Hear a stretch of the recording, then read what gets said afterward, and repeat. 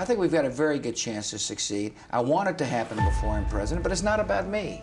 That's my point. It's about the Palestinians, and it's about the Israelis, all of whom many of whom want to get rid of the past and have a more glorious future by living side by side in peace and democracy.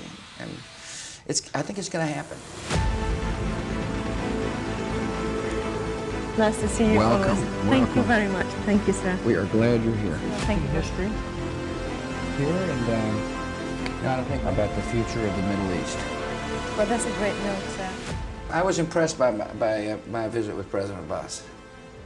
He's a courageous man. He told me some things that were very strong in terms of the development of democracy, which I appreciate because, as you know, I've articulated the vision of a Palestinian state, a democracy living side by side with Israel. And I think it can happen. And I know first and foremost it takes strong leadership. And President Abbas showed me something in the Oval Office, which is one, a deep desire to defeat terror and promote democracy. And he understands, as he said, that we can't have armed gangs, whether they be in a political party or not, destabilizing the situation. And so he's had one authority, one law, one gun policy. Right. And I believe he means it. Right. So you would like him to disarm the Hamas and Jihad before the election? Well, as he said, what he's going to do is to make sure there's no armed presence on the streets, and I would like for him to follow through on that. I believe that his party will win because his party is one of peace, and I think most people want peace.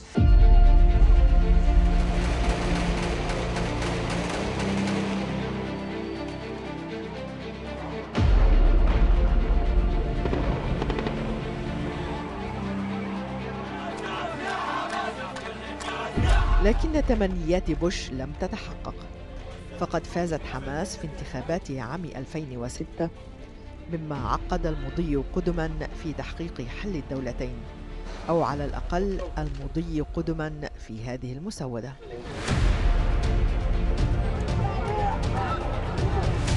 وبدون ذلك لن يهدأ لنا بال.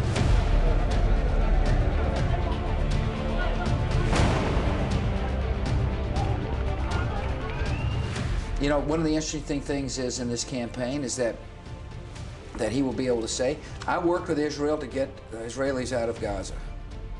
Now, and you and I have been discussing this a year and a half ago, because I know this is an issue very dear to your heart. And I would have said, the settlements will be dismantled and Israel will be out of Gaza. You'd have looked at me and said, I don't think you know what you're talking about, Mr. President. And sure enough, it happened. Prime Minister Sharon gets a lot of credit for that, as does President Abbas. Very few people thought it could, there could be enough cooperation for the withdrawal to be peaceful. Both men had to deal with difficult political situations as a result of the decision. And now we need to move forward. And the United States wants to help. And we want to help. You asked me if people get elected, they're going to use violence as a tool. There won't be our help. We just won't be involved.